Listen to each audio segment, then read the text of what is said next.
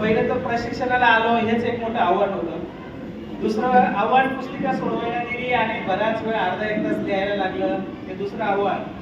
आणि जेवल्यानंतर तासिका घ्यायची म्हटल्यावर अजून एक आव्हान. आणि म्हणून ही आपली याला मुक्तविका बोलतात, जेणेकरून तुम्ही थोडे फ्री झालात, बरोबर का नाही, हालचाल झालेली आहे. आता आपण दुसऱ्या तासिकेकडे वळणार आहोत. तर आपण इथे एक प्रयोग करणार आहोत. तुम्ही बघितलं असाल माझे सहकारी मित्र जे आहेत त्यांच्या हातामध्ये 2 बाटल्या आहेत पाण्याच्या. एकामध्ये पाणी पूर्ण भरलेलं आहे आणि दुसऱ्या बाटलीमध्ये पाणी अर्ध भरलेलं आहे. दिसतंय? बरोबर आहे. आता मी जी सूचना देईल त्याचनुसार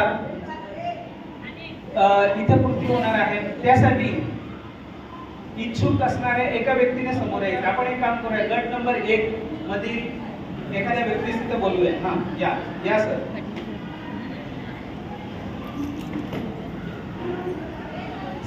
सरांना आपल्याला अशी सूचना द्यायची आहे की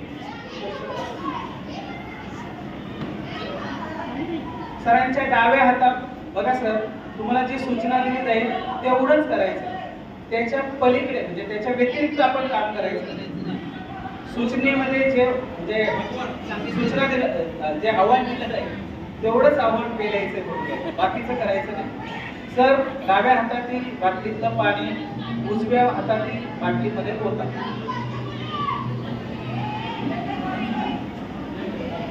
असू द्या सरांच्या हातात असू द्या. झाकण खोला असं म्हटलं का? झाकण खोला असं म्हटलंय का?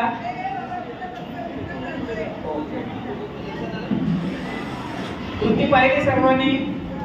मित्रांनो, ही कृती पाहिल्यानंतर काय वाटलं आपल्याला? सरांनी जी सूचना दिली होती, डाव्या हातातील बाटलीतलं पाणी उजव्या हातातल्या बाटलीमध्ये ओता, तर बाटलीमध्ये पाणी ओतलं गेलं का हो? नाही गेलं. पाणी न ओतलं जाण्यासाठी काय अडचण आल्या? काय अडचण आली? पहिलं तर दुसऱ्या बाटलीचं झाकण बंद होतं. बरं सर, आता बाटलीचं झाकण उघडा. हा, एक अडचण आपण सॉल्व्ह केलेली आहे. सर आता पाणी होतं.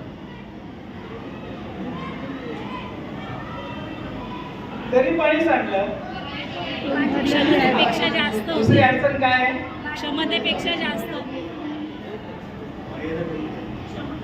क्षमतेपेक्षा जास्त होते त्याच्यामध्ये. शहाण्यास अधिक न सांगणे बरे. कळलं? काय कळलं हे कोण सांगतं? काकीदिदी सोडतात. काय समजलं या प्रयोगामध्ये? या प्रयोगातून काय आपल्याला काय लक्षात आलं? हा प्रयोग सुरुवातीला का गेला असावा? सरांनाच बोलायचंय. सर बोलायचं. आपल्या वर्गातील जी मुलं समजदार असतात त्यांना जास्त सांगण्याची आवश्यकता नाही. थोडं सांगितलं त्यांना समजेल. सरांनी सांगितलंय की काही जणांना जी हुशार मुलं त्यांना जास्त सांगण्याची गरज नाही, त्यांना तात्काळ अवगत होतो. आता इथे आपल्या प्रशिक्षणाच्या आरंभी हा प्रयोग करण्यामागे काय उद्देश असावा? आपल्याला काय वाटतं?